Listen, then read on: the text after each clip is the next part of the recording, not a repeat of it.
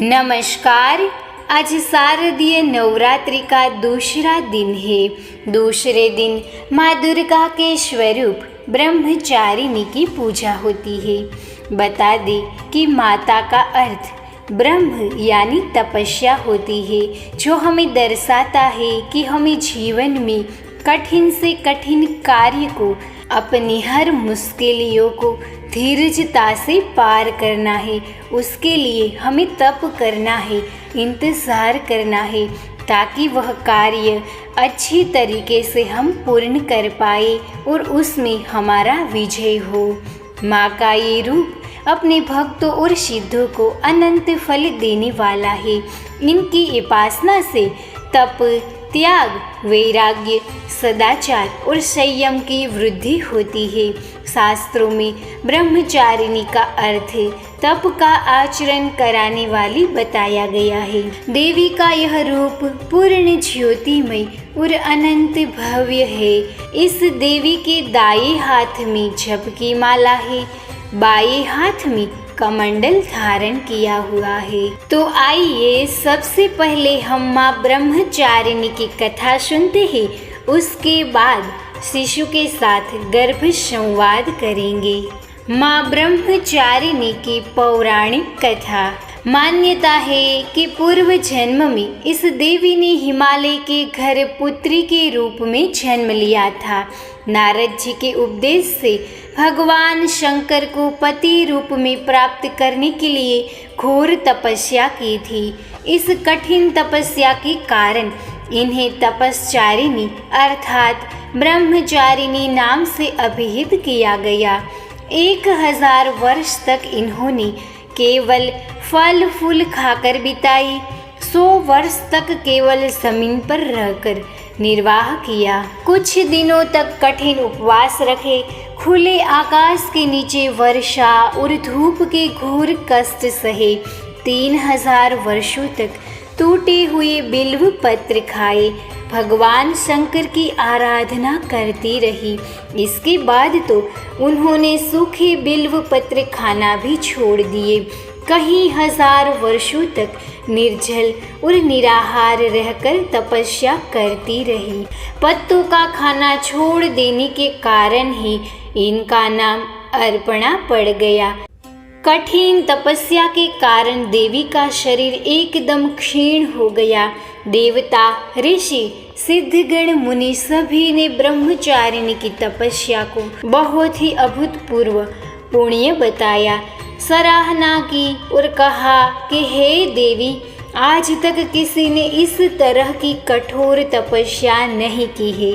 यह तुम्ही से ही संभव हुआ है। तुम्हारी मनोकामना परिपूर्ण होगी।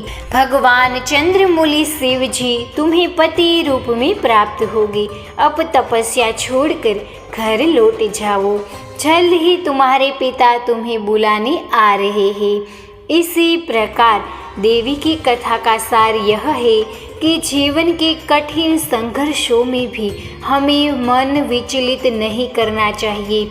माँ ब्रह्मचारिणी देवी की कृपा से सर्व सिद्धियाँ हमें प्राप्त होगी। दुर्गा पूजा के दूसरे दिन देवी के इस स्वरूप की उपासना की जाती है। तो आइए अब हम शिशु के साथ गर्भ संवाद प्रारंभ करते हैं।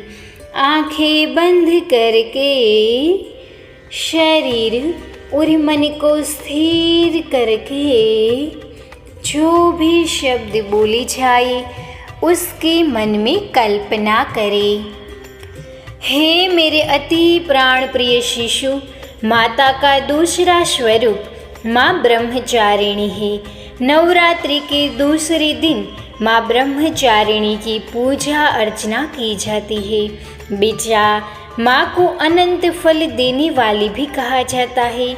माँ की उपासना से हमारे जीवन में तप, त्याग, वैराग्य, सदाचार, संघर्ष जैसे गुणों की वृद्धि होती है। बेटा, आप अपने जीवन में कठिन संघर्ष आने पर, मुश्किलियाँ आने पर, हर परेशानियाँ में आप अपना मन विचलित नहीं करोगे। माता की धीरजता, तपश्चर्या, सदाचार जैसे गुणों को अपनाकर अपने कठिन कार्य को पार करना, सभी परेशानियां, दुख, कष्टों को हंसते हुए पार करना और सही मायने में अपना जीवन सार्थक करना।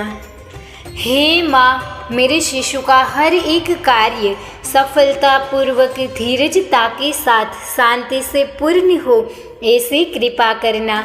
मेरे शिशु का जीवन सदैव शांतिमय एवं आनंदमय बने, ऐसा आशीर्वाद मेरे शिशु को प्रदान करना, ऐसी मैं आपके चरणों में प्रार्थना करती हूँ। हे सर्वत्र विराजमान, दुखों को दूर करने वाली, हे माँ ब्रह्मचारिणी, मेरी संपूर्ण गर्भावस्था के सारे दुख, कष्ट और दुखों को हरना। मेरी गर्भावस्था मेरे गर्भस्थ शिशु के साथ आनंदमयी बने, ऐसी कृपा करना माँ, ऐसी कृपा करना। बेटा, अब माता के चरणों में वंदन करो। हे माँ ब्रह्मचारिणी, आपको मेरा बार बार प्रणाम है। अब धीरे धीरे अपने गर्भ संवाद को पूर्ण करते हुए, अपने शिशु के विचार करते हुए यह संवाद को समाप्त करें। आप थोड़ी देर के लिए ऐसे ही बैठकर अपने शिशु का अनुभव करते रहे। आपको यह संवाद कैसा लगा, मुझे कमेंट में ज़रूर बताइए। धन्यवाद।